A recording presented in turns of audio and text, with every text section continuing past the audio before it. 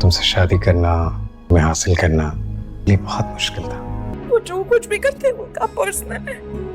खून तो तुम्हारे भाई ने बर्बाद कर ही दिया है। आंटी मुझे इसलिए पसंद नहीं करती क्योंकि मैं उससे हम दोनों का कोई लेना देना नहीं। पसंद हूँ और वो ये बात एक्सेप्ट नहीं करना चाहती। ड्रामा सीरियल लाडली के आने वाले एपिसोड में आप देखेंगे कि अरसल के हाथों बेइज्जत होने के बाद नाजो को तो बहुत ही गुस्सा होगा सुंदस पर, और वो इसी इंतजार में होगी कि कब वो सुंदस से बदला ले और वो सुंदस को इस घर से निकलवाए। पर अरसल जो कि नाजो को यह कह चुका होगा कि अब मेरी ये बीवी है, इसके बारे में मैं कुछ भी बर्दाश्त नहीं करूंगा।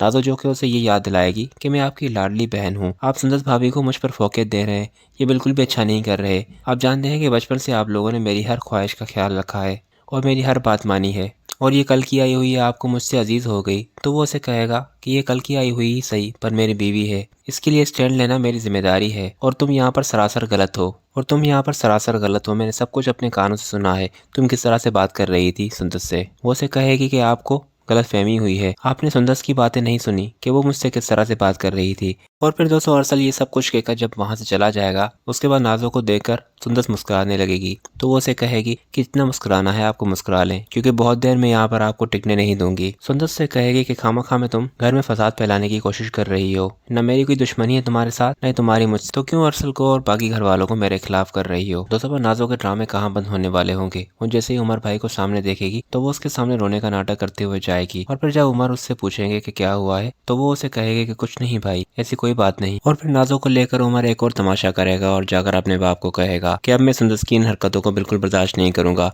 मैं नाजो की आंखों में आंसू नहीं देख सकता।